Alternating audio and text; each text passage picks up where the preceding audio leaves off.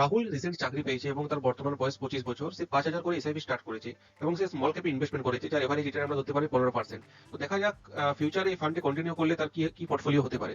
রাহুলের বয়স যখন 35 বছর হবে, মানে সে 10 বছর এসআইপিটা কন্টিনিউ করেছে, তার ফান্ড ভ্যালু দাঁড়াবে 13 লাখ টাকা। তার বয়স যখন 40 হবে এবং এসআইপি কন্টিনিউ করা হয়েছে তার 15 বছর, তার ফান্ড ভ্যালু দাঁড়াবে 30 লাখ।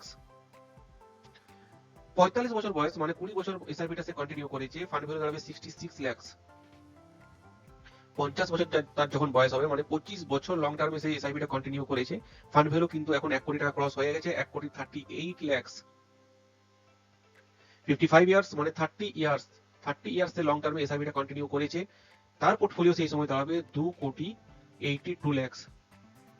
60 ইয়ার্স যখন হবে, মানে রাহুল যখন রিটায়ার করবে, 35 ইয়ার্স, খুব লং টার্মে সেই এসআইপিটা কন্টিনিউ করলো, তার পোর্টফোলিও 5 কোটি দাঁড়িয়ে গেছে, 5,71,00,000। এইভাবেই রাহুল মাত্র 5,000 টাকা ইনভেস্টমেন্টে লং টার্মে তার রিটায়ারমেন্ট পিরিয়ডে তার পোর্টফোলিও 5,71,00,000 টাকা দাঁড় করিয়ে দিয়েছে।